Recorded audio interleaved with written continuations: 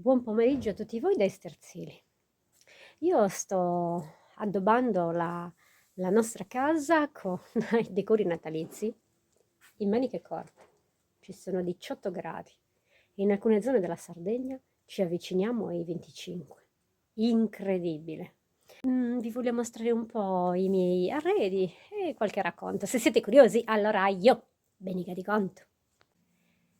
Vi avevo promesso dei racconti curiosi, ma questo pomeriggio un'amica mi ha invitata a recarmi con lei in un paesetto qua vicino per degli acquisti e così si è fatto tardi e qui e adesso siamo a fine serata, ma vi voglio comunque raccontare una barzelletta realmente accaduta. Sapete, io vado al mare e ci trascorro tantissime ore e spesso ci vado da sola e però attacco bottone un po' con uno e un po' con l'altro e così ho conosciuto tantissime persone e ho anche raccolto un insieme di storie che sono delle vere e proprie barzellette e ho deciso di raccontarle. Sono molto originali. Questa veramente mi ha fatto scassare dalle risate, ma non soltanto a me, ma anche a tutte le persone che l'hanno sentita raccontare.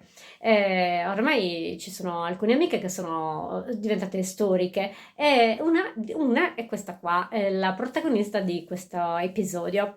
Praticamente lei con suo marito hanno deciso a un certo punto della loro vita di lasciare la Sardegna perché volevano offrire ai loro figli delle opportunità migliori che in Sardegna, secondo loro, non avrebbero potuto offrir loro. E quindi hanno raccolto i loro oggetti e hanno caricato tutto in macchina e sono partiti alla volta del Piemonte. Tengo a precisare che loro sono innamoratissimi della loro terra, infatti tornano in Sardegna ogni anno da maggio sino a ottobre, ma anche durante l'anno, e invitano i figli a venire nella loro isola. Però questi si sono affermati in un campo, come dire, che qui in Sardegna veramente non offre tanti sbocchi, quindi in attesa che anche qui si crei, come dire, la piazza, intanto sono andati fuori, sottolineando però il loro amore per la nostra terra e va bene così.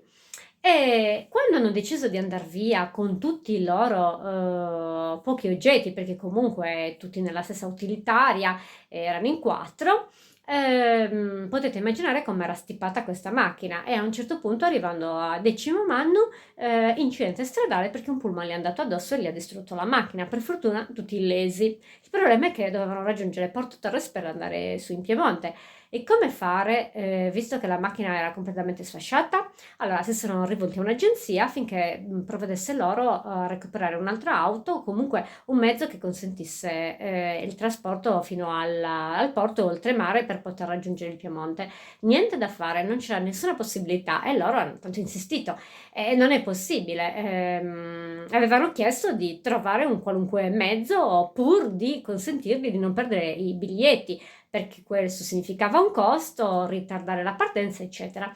Niente da fare, non c'è nessun mezzo a disposizione, ci deve essere per forza. E questi avevano tanto insistito, dovete trovarlo una soluzione, perché noi dobbiamo partire stasera. E quindi si sono rivolti a chiunque pur di trovare il modo per poter raggiungere la loro destinazione. Dice, a un certo punto della serata, una signora dell'agenzia, effettivamente ci sarebbe un modo. Vedete voi, valutate. Ma è molto costoso? No, non è tanto il costo, è che cosa? Di che mezzo si tratta? Guardate, se proprio voi volete partire stasera, l'unico modo è viaggiare in carro funebre.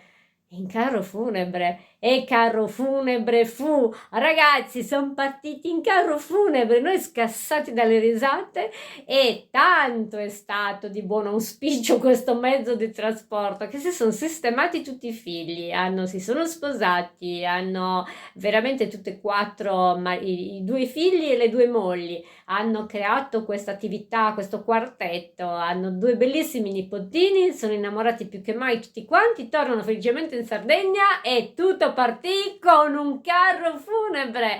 Vi saluto e a Sibirisanus. Ciao, a presto per il prossimo racconto.